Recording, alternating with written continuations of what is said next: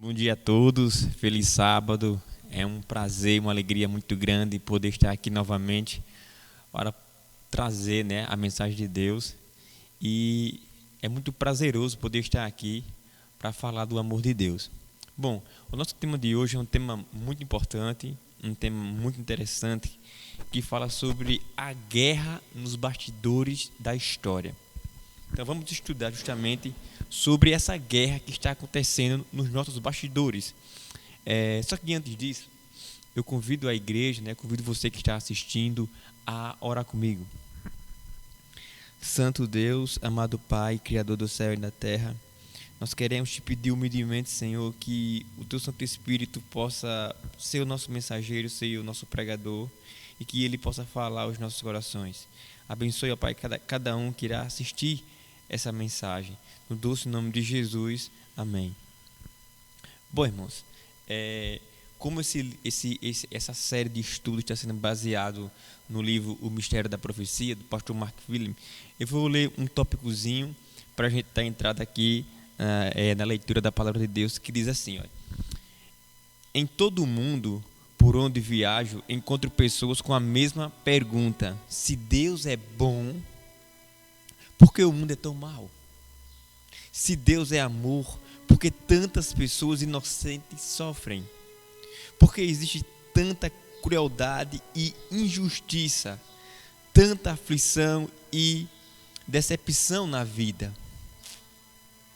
Onde está Deus quando criancinhas sofrem? É muito duro isso. Onde está Deus onde criancinhas sofrem? Quando coisas ruins acontecem com pessoas boas, eles não sabem? Ele não se importa?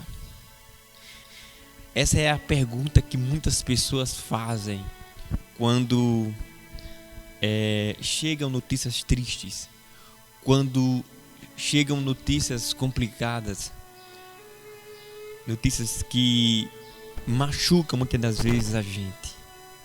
Quando descobrimos que uma criança é maltratada, isso comove o coração. Quando descobrimos que pessoas estão sendo exploradas, pessoas que estão sendo iludidas, enganadas, mortas inocentemente, muitas pessoas questionam: onde está Deus? Só que hoje, no sermão de hoje, Deus vai se apresentar e vai esclarecer muitas dessas nossas interrogações. Irmãos, esse mesmo pensamento, esse mesmo sentimento, talvez passou na cabeça de João, o evangelista. A história diz que os discípulos, quando começaram a pregação do evangelho, eles foram perseguidos, eles foram presos, muitos foram mortos. E João foi um dos últimos dos grupos dos 12 que Jesus tinha separado, tinha escolhido, foi o último a morrer. E João viu a igreja nascendo, viu a igreja crescendo, mas também João viu a igreja sofrendo. Sofrendo o que, irmão? Sofrendo perseguição, sofrendo com a morte de seus irmãos. A história diz que João foi preso muitas vezes e algumas das vezes João foi condenado à morte. E tem uma história que diz que pegaram João, colocaram ele dentro de um caldeirão de óleo fervendo e João não morreu. E quando isso aconteceu, o imperador na época de Roma ficou, abismado com aquela situação, com medo de João. Aquele homem não morre e João foi preso e foi levado para a ilha de Patmos. E lá na ilha de Patmos, por volta do ano 97 depois de Cristo já, na nossa era, ali estava João preso, já idoso, sozinho. E talvez na sua mente ele via imagens, reflexo, flashes da igreja perseguida, de seus irmãos mortos, e talvez, quem sabe, ele não se sentiu triste, talvez ele se sentiu sozinho, talvez ele se sentiu desamparado, porque ele estava no final de sua vida e ele tinha visto muitas coisas. Aquele homem que andou com Cristo, que a Bíblia descreve que é o discípulo amado, estava só, preso numa ilha. E essa ilha, irmãos, era uma ilha onde iam somente os piores marginais da época. E o crime de João era servir a Cristo. O crime de João era servir a Deus. Era aceitar Cristo como seu Salvador. E a história diz que foi naquele cenário, naquela situação, que João viu algo interessante. Porque o discípulo amado não foi esquecido. Muitas das vezes nós pensamos que nós seremos esquecidos, mas quando João se sentiu só, quando João estava preso, idoso, sofrendo as consequências de servir a Deus, a história diz que o próprio Jesus apareceu para ele. E quando Jesus apareceu para ele, a história diz que foi um Jesus glorificado. Depois que Jesus subiu ao céu, somente Paulo tem tido essa experiência de ver Jesus na sua glória. E agora João está preso numa ilha, solitário, e Cristo se apresenta como Senhor dos senhores, Rei dos reis. Jesus, o eterno Deus, se apresenta para João e diz: meu filho, não tema, pois eu sou o primeiro e o último. E eu tenho uma mensagem especial para você, para os seus irmãos e para a igreja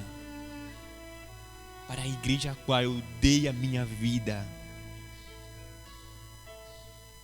Irmãos, e com certeza quando João viu a Cristo glorificado como Deus que Ele é, reacendeu as chamas da esperança, reacendeu as chamas em João de dizer: ó Deus maravilhoso, como é bom te servir.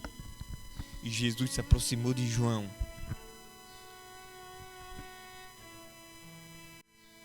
e o revelou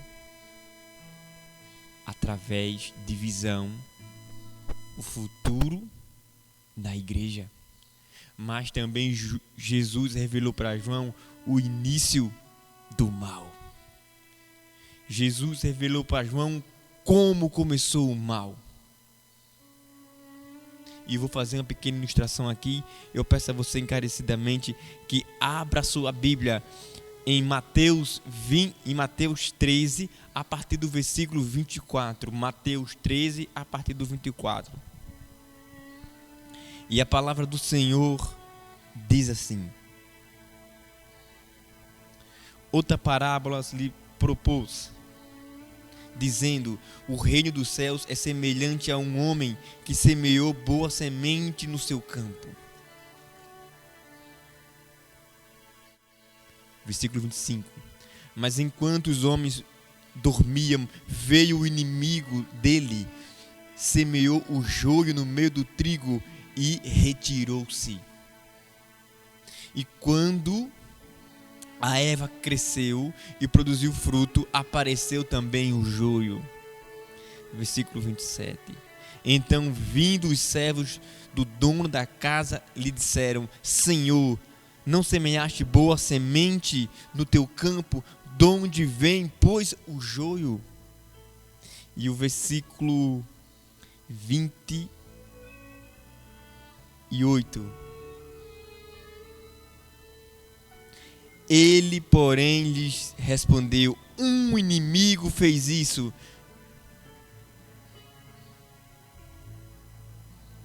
Irmãos, sabe por que existe o mal nesse mundo?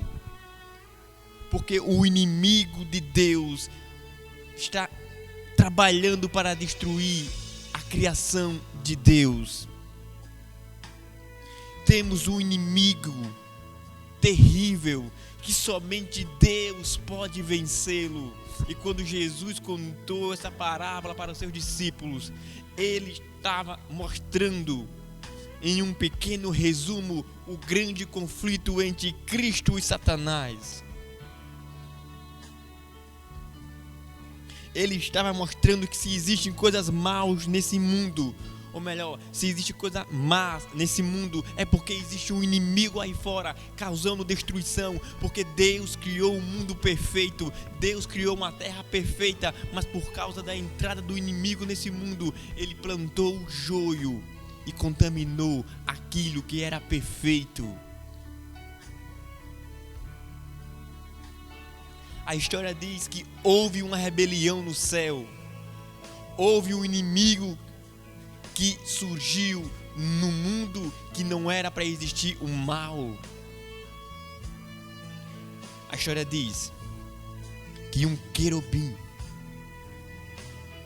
se tornou o inimigo de Deus, se tornou o inimigo da criação de Deus.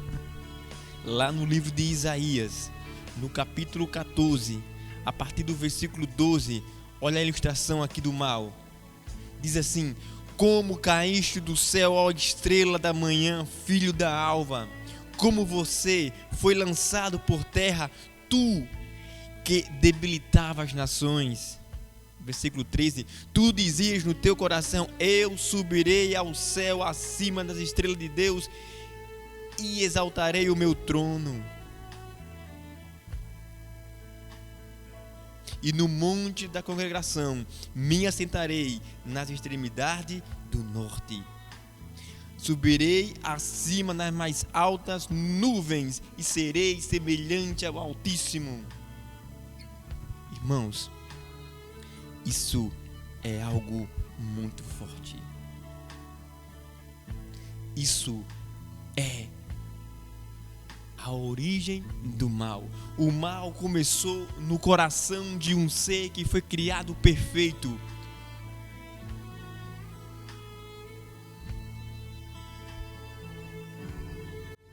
O mal começou no coração de um anjo, que era um anjo querubim. E esse anjo estava mais próximo de Deus, ele estava diretamente ligado ao santuário de Deus. A Bíblia diz que esse anjo era um grande e poderoso líder. Seu nome, estrela da manhã, significa Lúcifer, o portador da luz. E o anjo que foi criado perfeito para ser o portador da luz, para ser o grande exemplo, ele se tornou o inimigo de Deus quando olhou para o trono do Senhor e o cobiçou. O mal cresceu no coração do anjo querubim. E a história diz que esse mal o consumiu. E no céu, Lúcifer começou uma rebelião contra Deus, questionando o governo de Deus, questionando a lei de Deus, questionando os princípios do governo do Eterno. E a Bíblia diz que através dessas suas ideias, ele conseguiu arrastar para o seu lado a terça parte dos anjos do céu, o que ocasionou uma grande batalha no céu. A Bíblia diz que houve uma guerra no céu, sim, de proporções grandes, terríveis. E nessa guerra, nesse conflito entre o inimigo de Deus e Cristo, Cristo venceu e esse inimigo foi expulso do céu. Mas esse inimigo jurou vingança. Ele sabe e ele sabia que não poderia nunca, jamais atingir a Deus. Mas ele tomou a decisão de atingir a obra que Deus mais ama, que é a sua criação, que é os filhos de Deus. Então o mal começou no coração daquele que foi criado perfeito, mas que esse anjo escolheu ser imperfeito. O mal começou em um lugar onde não havia indício, nem vestígios do mal. Começou no céu, dentro do santuário celestial, através de um anjo cobridor, querubim, que queria ser igual a Deus. Lembra a passagem lá? O inimigo que semeou a semente, você vai entender agora. Esse inimigo revoltado porque não poderia mais voltar para o céu. Ele começou a viajar pelo universo, começou a frequentar os mundos criados por Deus e tentou ganhar aquelas pessoas, aquelas criações de Deus que habitam em outros planetas, mas não conseguindo êxito. Sua última cartada foi o planeta Terra, e no planeta Terra, infelizmente, ele foi, por incrível que pareça, ele conseguiu se instalar aqui. E olha a artimanha que o inimigo usou. Está lá em Gênesis, capítulo 3, a partir do versículo 4.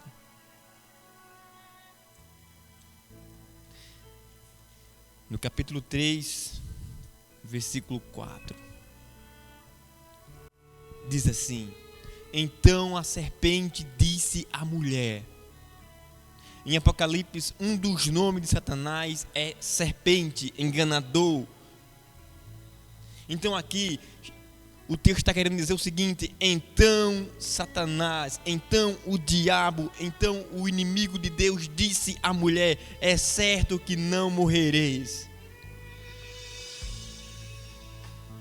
Deus tinha dado a ordem àquele casal, aquele santo casal, que eles não poderiam comer daquele fruto, daquela árvore que dava o conhecimento do bem e do mal. Mas o diabo chegou disfarçado, porque é assim que ele chega em nossa vida, disfarçado, escondendo suas verdadeiras intenções. E quando ele chegou, ele disse: é certo que vocês não vão morrer. Olha o que diz o versículo 5: porque Deus sabe que no dia em que dele comerdes, se vos abrirão os olhos, e como Deus sereis conhecedores do bem e do mal. Na verdade, o inimigo disse: Deus está mentindo, Deus está escondendo de vocês algo fantástico, algo que só pertence a Ele. E no momento que você comer esse fruto, os seus olhos vão se abrir e vocês serão como Deus. Eva, você será como Deus. E essa mesma estratégia de colocar a dúvida no coração das criaturas de Deus, o inimigo tem conseguido grande êxito. A história diz que a mulher comeu o fruto, deu para seu esposo, e os dois caíram em pecados. E os dois caíram, levando esse mundo à ruína. Lembra que o inimigo plantou o joio? Foi no jardim do Éden que o inimigo plantou o joio, plantou o mal. E o mal, irmão, é algo terrível. O mal, meus irmãos, é algo terrível.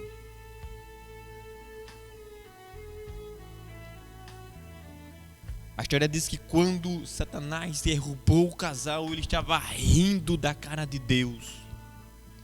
Hoje eu peguei Deus, porque se Deus matar esse casal tão inocente, eu vou alegar para todo o universo que Deus não é amor, coisa nenhuma.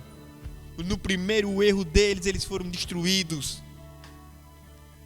E a segunda questão: mas se Deus não destruir esse casal, por que eu fui expulso do céu? Que Deus de amor é esse? Amor para um e para outros não. E o interessante, irmãos, que o diabo achou que tinha pego Deus. Mas tem uma parábola que conta assim: que vivia um rei, e no seu reino, no seu governo, tudo era perfeito. Isso é uma parábola. E a história diz que esse rei editou uma lei e disse: olha, a pessoa que for pego aqui roubando ou fazendo qualquer mal, essa pessoa perderá os olhos. E por algum tempo, por muito tempo, houve paz naquele reino. Até que um dia, alguém foi pego. E essa pessoa foi levada até o trono do rei. E o tumulto foi generalizado. As pessoas ficaram apavoradas. Alguém foi pego roubando. E alguém se aproximou do rei e disse: Rei, ó rei, alguém foi pego fazendo algo terrível, roubando. E segundo a lei que o Senhor criou, se essa pessoa fosse pego roubando, ele teria que perder a sua visão. Os seus olhos teriam que ser furados, rasgados. Agora, o rei, essa pessoa que foi pego é o teu próprio filho. E ali as pessoas começaram a dialogar: olha, será que ele não vai livrar nem o próprio filho? E outras pessoas começaram a falar: olha, ele vai livrar o filho dele. Agora, se fosse um de nós, um dos nossos filhos, quem sabe, hein? O que ele iria fazer? E o rei, ouvindo aquela situação, percebendo aquele desconforto, ele se levanta do seu trono e diz: tragam a lei. O que é que a lei diz? A história diz que a lei pede furar 2 olhos, rasgar os olhos. E ele disse: olha, a lei pede 2 olhos, a lei terá 2 olhos. E esse rei disse: rasguem os meus. E quando nós voltamos para o jardim do Éden, quando Satanás disse: agora eu peguei Deus, cadê essa lei? Será que essa lei realmente pode? Se ele matar o casal, que Deus de amor, que coisa nenhuma. Mas se ele não matar, e essa lei vale para alguma coisa? E Deus se levantou e disse o seguinte: eu vou pagar o preço do pecado, da desobediência de Adão e Eva. Eu vou morrer no lugar deles. E aquilo deixou o diabo sem teto. Como diz a história, sem terra, sem noção. Ele ficou quebrado. Porque Deus demonstrou verdadeiramente que Deus é misericordioso e Deus é amor. E Deus disse: olha, o pecado é algo terrível, mas Adão e Eva, eu vou morrer por eles. E olha o que está escrito aqui no versículo 21 de Gênesis, no capítulo 3 ainda. Diz assim: fez o Senhor Deus vestimenta de pele para Adão e sua mulher e os vestiu. Deus disse a Adão: está vendo aquele cordeirinho ali? Pegue ele. Adão, está vendo esse punhal aqui? Você vai rasgar a garganta desse cordeirinho. E Adão ficou atemorizado com o que ele ia fazer. Ele disse: está vendo esse cordeirinho aí, Adão? Esse cordeirinho sou eu, que um dia vou morrer por você, por sua mulher e por toda a sua descendência. Adão, eu irei pagar o preço do seu pecado. E quando Adão rasgou a garganta daquele animalzinho, na verdade, Adão estava rasgando era a garganta do Deus eterno, simbolicamente, né, falando. Um Deus que iria vir para esse mundo e iria pagar o preço do meio do seu pecado. Um Deus inocente que se fez culpado.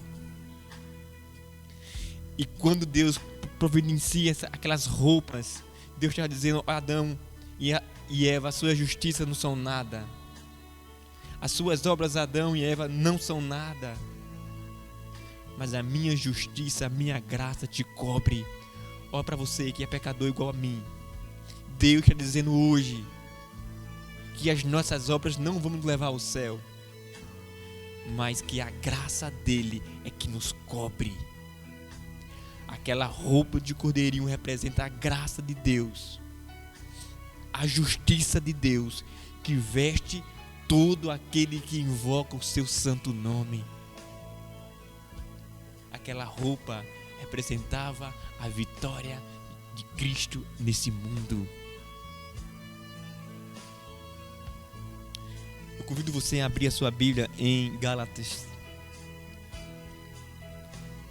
capítulo 3. Gálatas 3, a partir do versículo 16. Diz assim: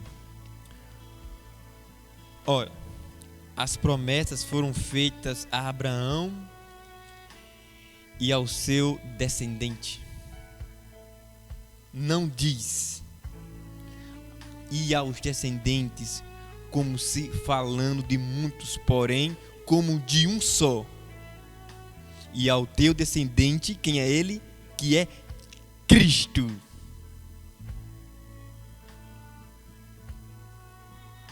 É maravilhoso saber, irmãos, que em Cristo há esperança para esse mundo, onde que o inimigo plantou o joio. Em Cristo há esperança para a sua vida, para a minha vida. Em Cristo há esperança para esse mundo. Se esse mundo está em trevas, em Cristo Ele estará na luz. Se a sua vida hoje não tem esperança, quando Cristo se aproximar da sua vida, ela ganhará esperança, porque a esperança é de fato Jesus.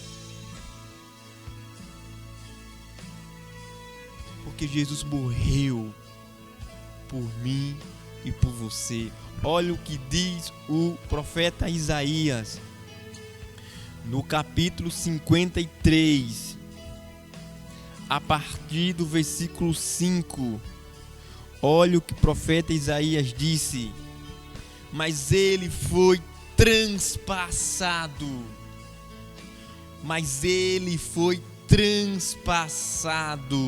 pelas nossas transgressões e moído pelas nossas iniquidades. O castigo que nos traz a paz estava sobre ele, e pelas suas pisaduras fomos sarados. E Deus aqui estava cumprindo a promessa que Ele fez a Adão e Eva lá no jardim. Deus disse para Adão e Eva: eu não vou desamparar vocês, eu vou morrer por vocês, eu vou resgatar esse mundo, eu vou tirar o jugo desse mundo. E o castigo que nos traz a paz estava sobre Cristo, o Cordeiro de Deus que tira o pecado do mundo. Quanto mais Cristo sofria, mais perfeito era o plano da redenção do planeta Terra. Por isso que Cristo é a rosa de Saron. Porque quanto mais a rosa de Saron é esmagada, mais cheirosa ela fica. Mais cheirosa exala dela. Quanto mais é esmagada a rosa de Saron, quanto mais essa rosa é apertada, moída, o seu aroma, o seu perfume cresce cada vez mais. E quanto mais Cristo sofria, mais perfeito era o plano da salvação de Deus. O castigo que nos traz a paz estava sobre ele. Pelas suas feridas, pelo seu sofrimento, pela sua humilhação, por sua entrega, por sua morte, nós éramos salvos. Queridos, Deus está vendo cada sofrimento que está acontecendo nesse mundo. Mas no final da história, quem pagou o maior preço? Deus está vendo cada sofrimento desse planeta. Deus está vendo cada sofrimento ao longo da história. Mas no final de tudo, quem pagou o maior preço? Aquele rei perdeu os seus olhos na parábola que eu contei, por amor ao seu filho. E o Deus eterno se tornou carne e osso, e vai viver eternamente com as feridas, no caso com o preço do pecado que estará em suas mãos para sempre. Os buracos dos pregos jamais irá sair das mãos de Cristo, porque isso é uma prova do amor dele para com você. Se você acha que você está sozinho, se você acha que o mundo virou as costas para você, não pense assim. Jesus te ama e ele jamais vai te abandonar. E ele mostra para você as suas mãos e diz: filho, eu te amo tanto, olha aqui as minhas mãos. Eu sim, verdadeiramente amo você. Eu sim, verdadeiramente se importo com você. E hoje, Cristo está te chamando. Cristo está te convidando a aceitar o sacrifício que Ele fez por você. Irmãos, para finalizar o sermão de hoje, eu vou ler uma pequena ilustração do livro. Uma pequena ilustração do livro que fala sobre essa entrega de Cristo. Esse amor que Ele tem por você. Diz assim, ó: Cristo foi tratado como nós merecíamos, para que pudéssemos receber o tratamento a que Ele tinha direito. Cristo foi tratado na cruz. Cristo foi tratado desde quando começou a ser castigado como eu mereço ser tratado. Sabe por quê? Para que eu e você pudesse ser tratado como Ele merece no céu, adorado. Não é que nós merecemos ser adorados, não é isso que eu estou querendo dizer. Eu estou querendo dizer que o castigo de Cristo nos salvou. Cristo criou uma ponte que nos leva novamente para o céu. Você entendeu aqui?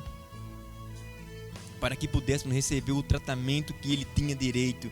Foi condenado pelos nossos pecados, nos quais não tinha participação. Ele era inocente, mas mesmo assim Ele foi preso e foi açoitado e foi morto, para que fôssemos justificados por sua justiça, na qual não tínhamos parte.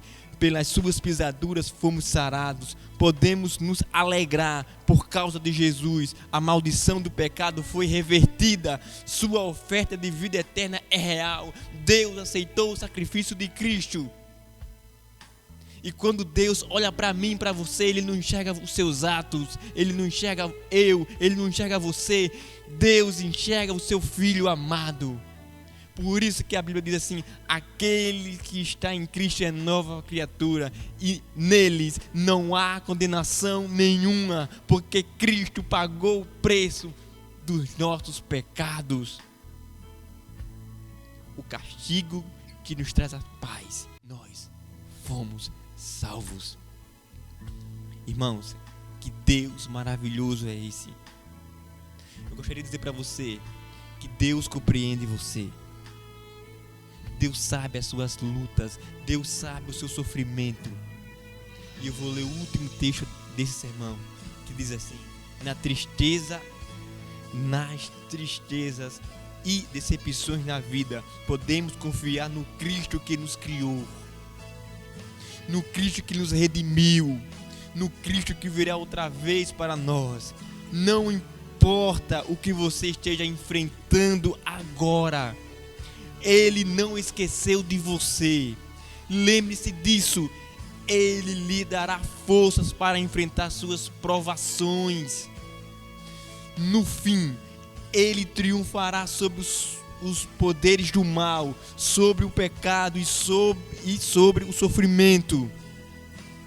E não haverá mais doenças nem morte, porque Deus tem um lar preparado para você e para mim. Deus tem um lar eterno. Nesse exato momento Ele está no céu intercedendo por mim e por você, porque Ele ganhou esse direito de ser o teu advogado de defesa diante do Pai. É pelo ministério celestial de Cristo no santuário que nós somos representados por Ele no céu, através do seu ministério celestial, como nosso sumo sacerdote, como aquele que se apresenta no lugar santíssimo. É Ele o nosso advogado de defesa. Ele venceu a sua causa. A única coisa que você precisa hoje, irmão e minha irmã, é aceitar que Cristo seja o teu Salvador e o teu Redentor, vivendo para Ele. E se você aceita, se você não resiste mais, a esse amor incomparável, incalculável de Cristo, eu convido você a orar comigo. Senhor Deus, obrigado porque o Senhor jamais nos abandonou. Obrigado porque o Senhor se entregou pela humanidade e pagou o preço do pecado desse mundo.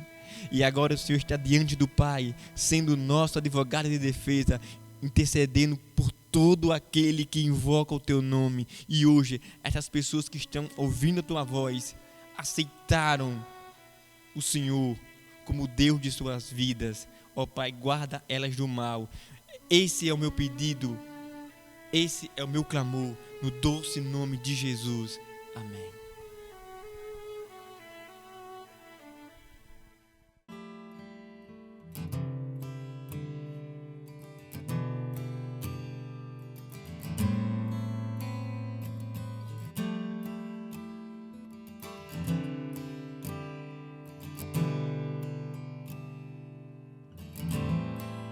Há um Deus que fez o céu, a terra e o mar, e me fez a sua imagem e semelhança.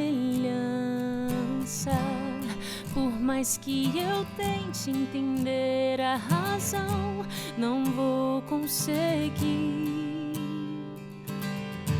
Por sua palavra o mundo criou, mas me esculpiu. E empoeirou suas mãos e seus pés. Foi flagrante o amor que sentiu por mim. Soprou em mim seu sopro cortante, diamante que quer ver alguém viver.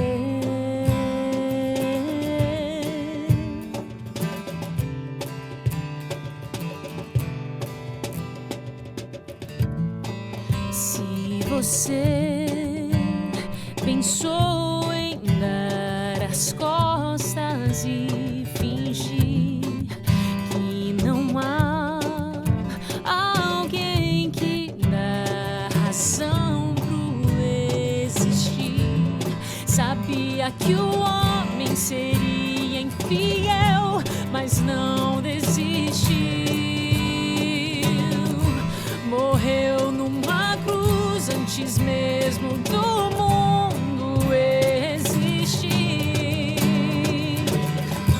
E empoeirou suas mãos e seus pés. Foi flagrante o amor que sentiu por mim. Soprou em mim seu sopro cortante, diamante que quer ver alguém viver.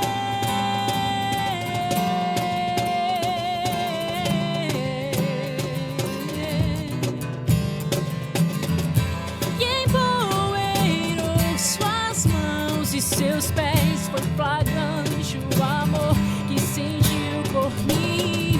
Soprou em mim seu sopro cortante, diamante que quer